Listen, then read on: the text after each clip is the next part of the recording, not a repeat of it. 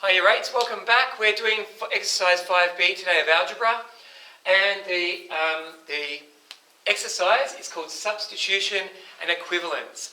I'll give you a chance to copy down the notes first, and then I'll talk in a second. This one's a short exercise.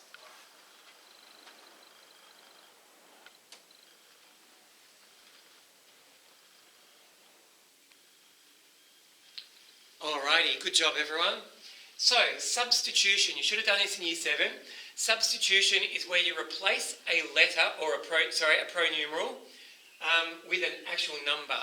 So in order to solve the expression, you need to change, you can't do it when you've got letters, so you need to substitute those letters for values, and they'll be given to you.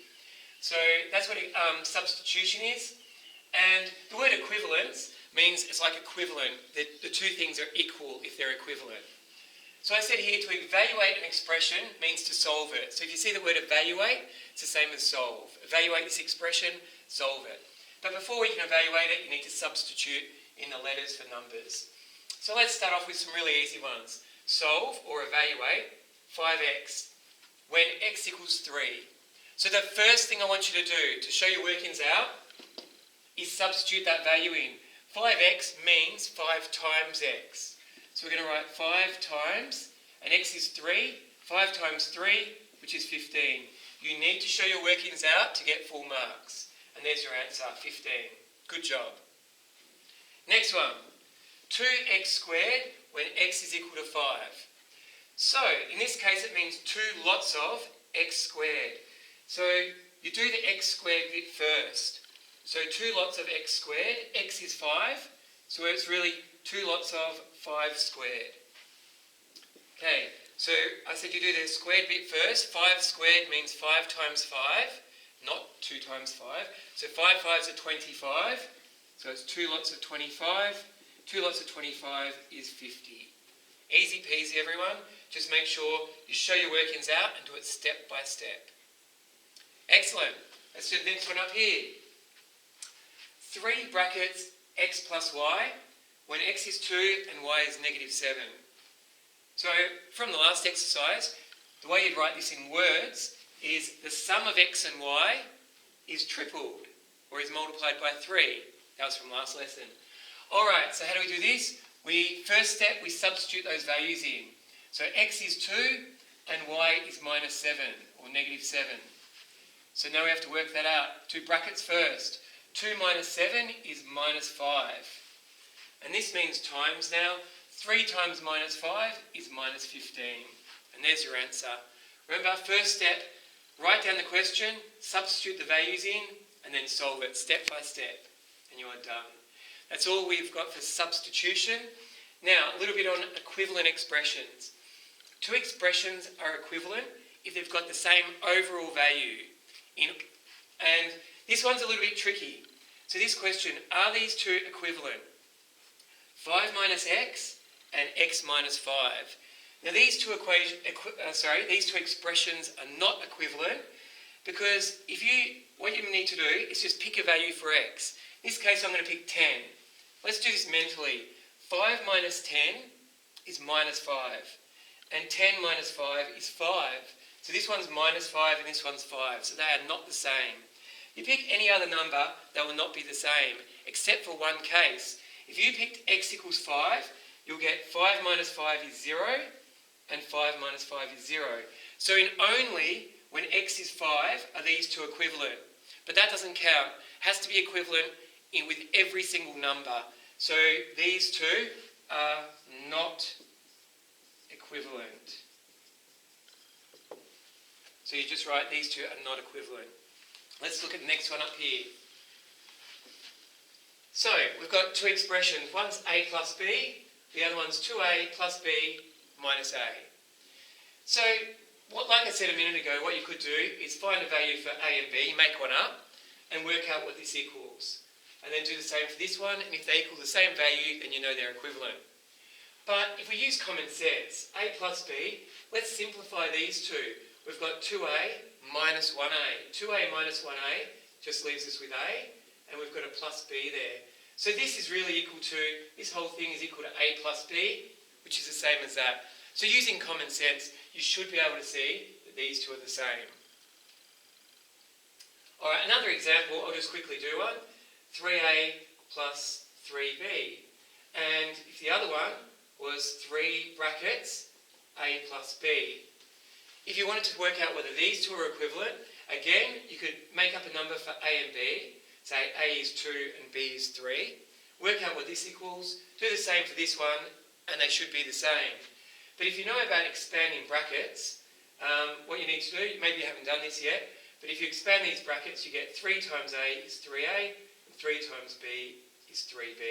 And you know that they're exactly the same expressions. So if you can work that out using common sense, that's fine. If not, you substitute a value in for a and b, or whatever the pronumerals are. So hopefully that makes sense. They're not going to be too hard in your 8, so all good. And here's your exercise 5b, 1 to 7. It's only a small exercise, so I see you can do it all. And I want you to try the table on question 9. Do the whole thing and see if you can fill in the whole table. That's good practice for you. Good job, everyone. I'll see you next lesson. Hi, year 8s. Our next exercise is called adding and subtracting like terms. Adding and subtracting terms, 5c. So I'll give you a chance to copy those notes down.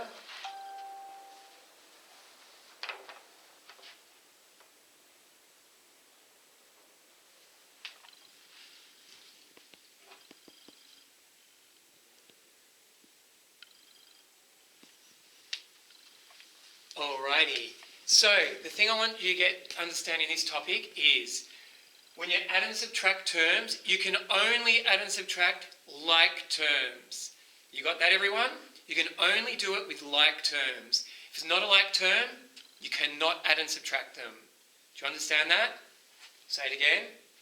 You can only add and subtract like terms. Okay. So, I've written it right there, very first sentence. You can only add and subtract like terms. Okay, hopefully you understand that now. So what is a like term? Like terms are terms that have exactly the same pronumerals. So they must be identical. Let's have a look. So like terms, if you look at this first line, 5x minus 3x, just x, so that's 1x, 45x. These are all like terms because what is the pronumeral? The pronumeral in each case is x, just normal x. So they are like terms. So if they were in an expression, we could actually simplify that by adding or subtracting them, depending on where they were. Let's have a look at the next one. xy squared. So that's a term still.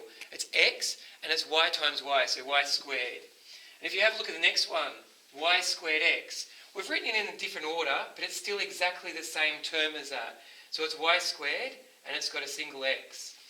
4xy squared, because the term bit is xy squared, and here minus 2y squared x. So they're all identical. It's got a single x times by y squared. I've just changed the order of them. So can you see they're all like terms, all those ones. Generally speaking, we do it in alphabetical order. So I wouldn't normally write y squared x. I'd write it as xy squared. But if they did write it like that, you've got to realise, just rewrite it and realise they're like terms. Alright, let's look at the next one, not like terms. So if you had an xy term and an x term, they're not the same because they're not identical. X squared y, and x squared y squared. None of them are identical if you look at those terms. So they're not like terms. You couldn't add them together at all. And some people get confused with this. Minus 7x and minus 7. They're not like terms. This is an x term. This is a constant. It doesn't even have a pronumeral next to it. This one is x. Okay, I made a little mistake. Let's make that x squared. That's better. X squared. So I was going to say x and x would be like terms. I did it on purpose. Thanks, little Johnny in the back, for picking that up. So x squared and x, they're not like terms. And this term here is xy. So that none of those are like terms. Excellent. Good job, everyone. I'm glad you picked up that x squared bit. So, what do you have to do? So all you have to do for this topic is simplify the following. So simplify some expressions. When it says simplify, you simplify by collecting like terms. So let's find the like terms. 7x plus 3x minus 1x. They are all like terms because it's an x term, an x term, and an x term. Since they are all like terms, we can add and subtract them. Okay, so let's do it from left to right. 7x plus 3x is 10x. 10x minus 1x is 9x. So there's no workings out, you can do that in your head. So you write down the answer there. So to simplify that expression, the answer is 9x. Let's look at the next one. You can only add and subtract like terms. So we've got 4y minus 5y. They look like terms to me. Then look at the next bit. We've got an x and an x. So these two here are like terms together, and those two are like terms, but they're not all like terms, if that makes sense. So you can only add the like terms together. So 4y minus 5y is negative 1y. So I'll write that here. And you don't write the 1, so negative y. And then, look here, we've got 2x plus 3x is 5x. So these two combine to make 5x. So we write down here, plus 5x. So to answer that question, these two combine to make minus y. These two add together to make 5x. So the answer is negative y plus 5x. You cannot simplify this any further. Why? Because they're not like terms. That's a y term and that's an x term. Can everyone see that? Excellent. You might get a trick question like this in a test. Simplify 4x plus 5y. Can you do it? You know what some people say? They say, oh, the answer is 9xy or something like that. I've never taught you that. That is not a rule. Are these like terms? That's an x term, that's a y term. The answer is no, they're not the same. So to simplify that, you cannot do it. The answer is 4x plus 5y. That was a trick question. You cannot simplify them because they are not like terms. Next one, 3ab squared. So look at the pronumeral here, the term is ab squared. And here it's ab squared. So they are like terms. You've got 3 of them here, you've got 4 of them there. So 3 plus 4 is 7. So you've got 7 of them in total. So you've got 7 AB squareds. See, just think of it as an AB squared. And so you've got 3 of them and you've got 4 of them. Add them together, you've got